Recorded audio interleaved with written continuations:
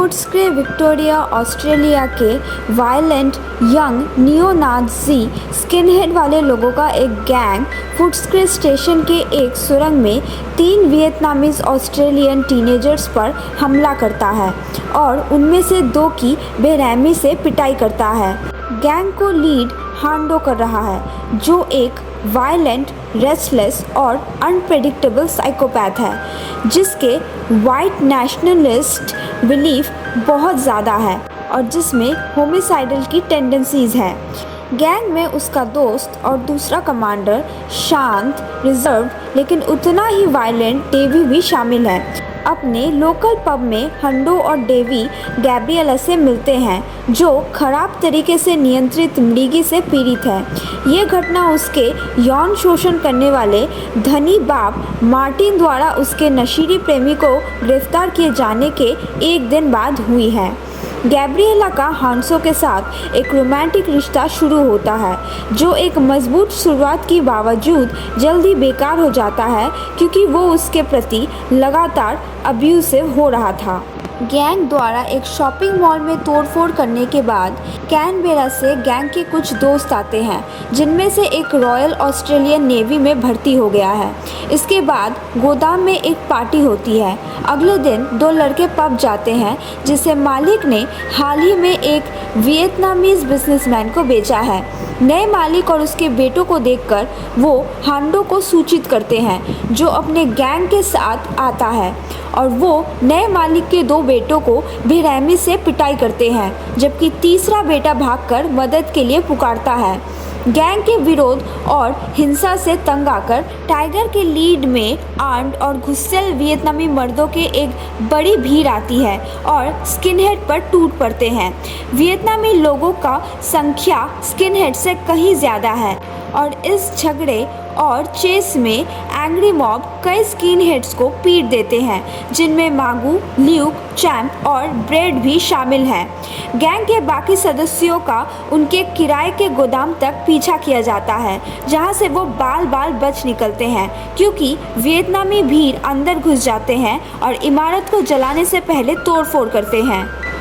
2 अवैध कब्जेदारों को बेदखल करने के बाद स्किनहेड जल्द ही पास के एक गोदाम में एक नया ठिकाना बना लेते हैं और वियतनामीज से बदला लेने की योजना बनाते हैं। जब गैंग फायर आर्म्स खरीदने के लिए राज़ी हो जाता है तो गैंग के 2 लड़की दोस्त नाराज़ होकर वहां से चले जाते हैं। गैब्रिएला गैंग को सुझाव देते हैं कि वो बंदूकों के लिए उसके पिता के घर में डाका डालें।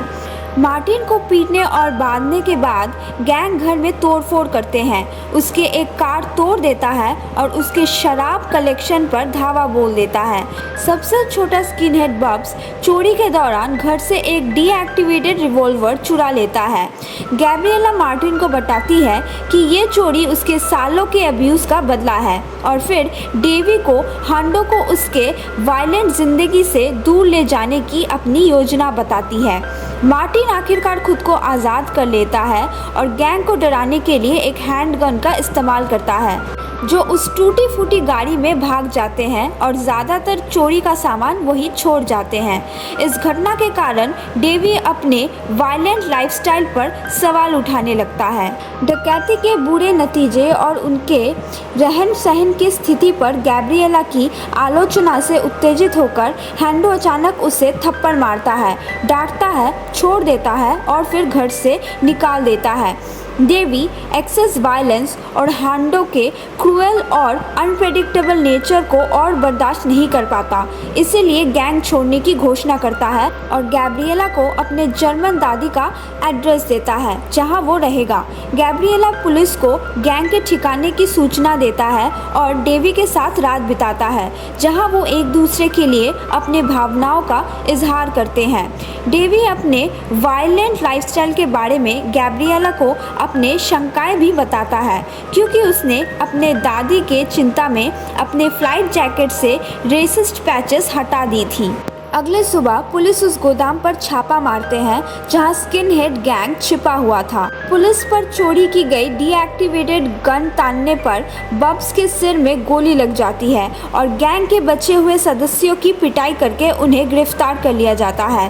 हंडो, जो गोदाम लौट रहा था और पुलिस को देखकर भाग गया था, अपने गैंग का आखिरी सदस्य बनकर भागने में कामयाब हो जाता है। डेवी के ग्रैनी फ्लैट पर पहुंचकर हैंडो अपने दोस्त गैब्रिएला के साथ बिस्तर पर पाता है। हैंडो उस पर पुलिस के मुखबिरी करने का आरोप लगाता है, लेकिन डेवी का कहना है कि वो घर पर छोड़ने के बाद से पूरे समय साथ थे। हालांकि हैंडो डेवी और गैब्रिएला को अपने साथ चलने के लिए मना लेते हैं और दावा करता है कि पुलिस जल्दी घर पर छापा मारेगा और तीनों भाग जाते हैं। वो एक सर्विस स्टेशन लूटते हैं जहां हैंडो एशियन अटेंडेंट की गला घोंटकर हत्या कर देता है और पूरी रात गाड़ी चलाने के बाद अगले सुबह वो पॉइंट एडिस बेल्स बीच पर रुकते हैं। वहाँ गैब्रिएला एक बातचीत सुन लेती है जिसमें हैंडो डेवी को उसे छोड़ देने के लिए मनाने की कोशिश करता है। ठगा हुआ महसूस करते हुए गैब्रिएला उनके कार में आग लगा देती है और पुलिस को गैंग के ठिकाने के बारे में बताने की बात एक्सेप्ट करती है। हैंडो बहुत गुस्सा होकर उस पर हमला करता है और उसे कई बार गला घोंटकर और फिर समुद्र में डुबोकर मारने की कोशिश करता है। डेवी कई बार हैंडो से लड़ने की कोशिश करता है और गैब्रिएला की जान लेने की हर कोशिश को नाकाम कर देता है, लेकिन हर बार वो जल्द ही हार जाता है और उसे हरा देता है। आखिरकार हैंडो गैब्रिएला को रेत में दबाने की कोशिश करता है, लेकिन गैब्रिएला को बचाने के लिए बेताब डेवी हिटलर यूथ के चाकू से हैंडो की गर्दन पर वार कर देता है। हैंडो लड़खड़ाते हुए दूर जाता है और आखिर में गिर पड़ता है। यहाँ जापानीज टूरिस्ट से भरी एक बस वहाँ आते हैं और ये सब देखते हैं। रोता हुआ डेविड डरे हुए गैब्रिएला को दिलासा देने की कोशिश करता है, जबकि हैंडो की लाश समुंदर की ओर बेजान होकर पड़ा रहता है।